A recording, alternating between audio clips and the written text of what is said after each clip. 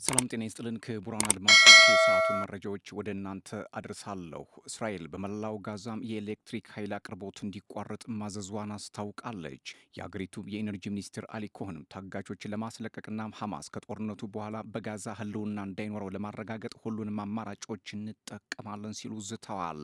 የጠቅላይ ሚኒስትር ቤንያሚን ኔታንያሁ አስተዳደር በቀጣይ ወደ ጋዛ ውሃ እንዳይገባም ሊከለክል እንደሚችልም እየተነገረ ነው።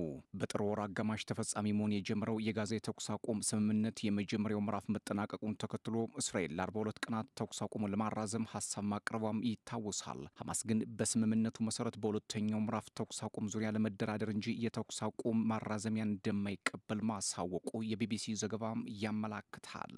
ሌላው መረጃ ለሰሜን ኮሪያ አገዛዝ እንደሚሰሩ የሚታመኑ መረጃ መንታፊዎች ከዘረፉት 1.5 ቢሊዮን ዶላር የበየነ መረብ ገንዘብ ወይንም ክሪፕቶከረንሲ 300 ሚሊዮን ዶላሩን በጥሬ ማውጣታቸው ተሰምቷል።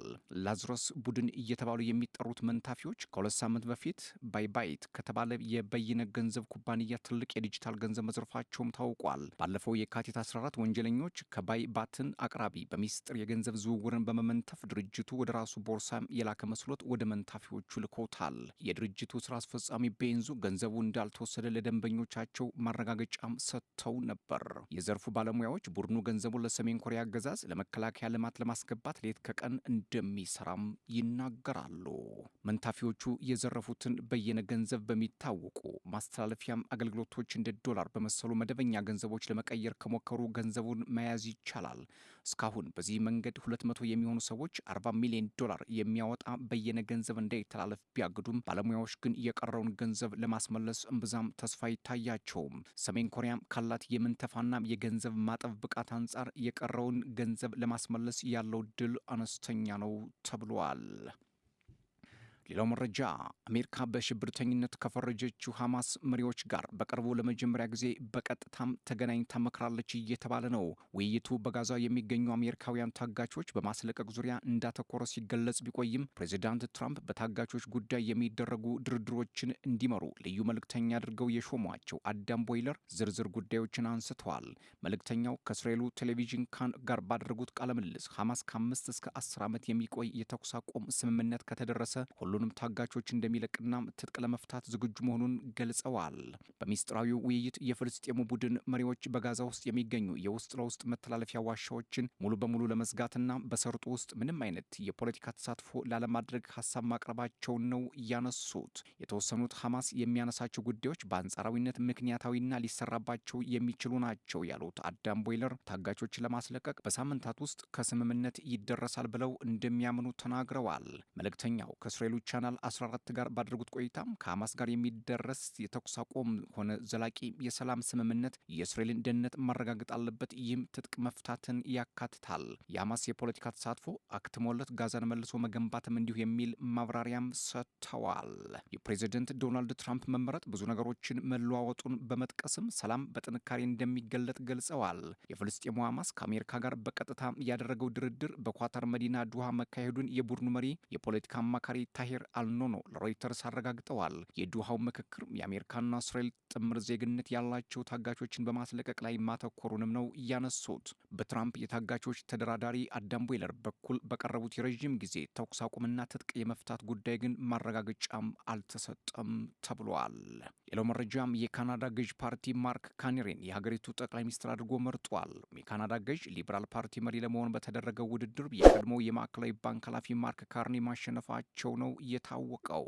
ካናዳም ከአሜሪካ ጋር የንግድ ጦርነት ውስጥ በምትገኝበት ጊዜ ወደ ስልጣን የሚመጡት ካርኒ በቅርቡ አጠቃላይ ምርጫ እስከሚካሄድ ድረስ ሀገሪቱን እየመሩ ይቆያሉ ነው የተባለው። ለ9 ዓመታት ካናዳን የመሩት ጀስቲን ትሩዶ በህዝባቸው ዘንድ ያላቸው ተቀባይነት በከፍተኛ ሁኔታ ማሽቆልቆሉን ተከትሎ የስራ መልቀቂያ ካስገቡ በኋላ ፓርቲያቸው እሳቸውን ለመተካት ምርጫ አካሂዷል። የ59 ዓመቱ ካርኒ ከ152 ሺህ በታች የፓርቲ አባላት ድምፅ በሰጡበት ውድድር የቀድሞ የገንዘብ ሚኒስተር ክሪስቲያን ፍሪላንድ ለማሸነፍ በመቶ ድምፅ አግኝቷል ነው የተባለው። ካርኒ ማሸነፋቸው ከተረጋገጠ በኋላ ባደረጉት ትራምፕን በሚነቅፈው ንግግራቸው ኢኮኖሚያችንን ለማዳከም የሚሞክር አንድ ሰው አለ፣ የካናዳ ሰራተኞችን ቤተሰቦችንና የንግድ ድርጅቶችን እያጠቃ ነው፣ እንዲሳካለት ልንፈቅድለት አይገባም ሲሉ ተደምጠዋል። አዲሱ ጠቅላይ ሚኒስትር ትራምፕ እያደረሱ የሚገኙትን ተጽዕኖ ለመቋቋም ከተለመደው የተለየ አካሄድን መከተል እንደሚገባም አጽንኦት ሰጥተዋል።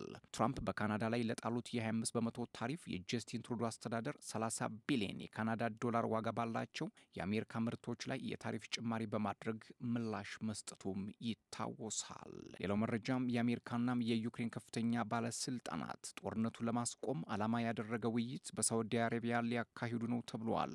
ባለፈው ወር በፕሬዚደንት ዶናልድ ትራምፕና በዩክሬኑ ፕሬዚደንት ቮሎዲሚር ዘለንስኪ መካከል የተደረገው ውይይት ወደ ውዝግብ ከተቀየረ በኋላም ዩክሬናውያን ከትራምፕ አስተዳደር ጋር ያላቸውን ግንኙነት ለማሻሻል ያላቸውን ቁርጠኝነት የሚያሳዩ ምልክቶችን የአሜሪካ ልዑካን እንደሚከታተሉ ነው እየተነገረው። የአሜሪካ ውጭ ጉዳይ ሚኒስትር ማርክ ሩቢዮ፣ የብሔራዊ ደህንነት አማካሪው ማይክ ዋልትዝና የመካከለኛው ምስራቅ መልእክተኛ ስቲቭ ዊትኮፍ ለጉባኤው ወደ ጅዳ አቅንተዋል።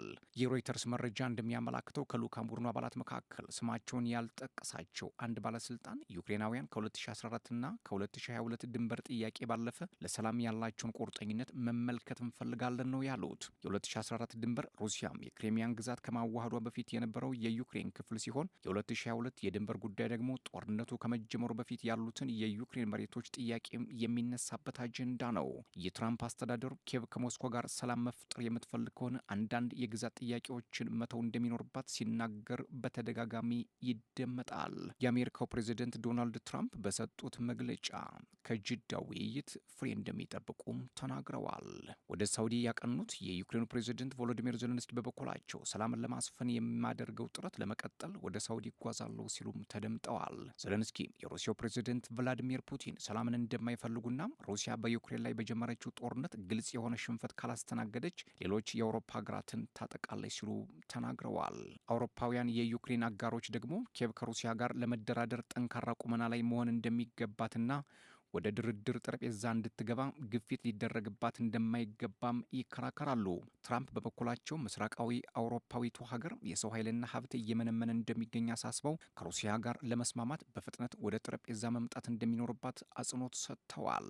የአሜሪካ ባለስልጣናት በየካቲት ወር በሳውዲ ዋና ከተማ ሪያድ ከሩሲያ ባለስልጣናት ጋር ተገናኝተው የሁለትዮሽ ውይይት ያደረጉ ሲሆን በዋናነት በቀድሞ ፕሬዚዳንት ጆ ባይደን ይፋዊ ግንኙነት ከተቋረጠ በኋላ አጠቃላይ የስራ ግንኙነትን እንደገና በመገንባት ላይ ያተኮረ ነበር። በጅዳ የሚካሄደው የዩክሬንና አሜሪካ ውይይትን በዋናነት ጦርነቱ ለማስቆም በሚችሉ ነጥቦች መካከል ያሉትን ልዩነቶች ለማጥበብ ሚና ይኖረዋል ተብሎ ይጠበቃል። ክቡራትና ክቡራን ሰዓቱ የነበረኝ መረጃ ይሄን ይመስል ነበር። ሰብስክራይብ፣ ላይክ፣ ሼር፣ ኮሜንት እያደረጋችሁ ቤተሰብ ሁኑ። ሰላም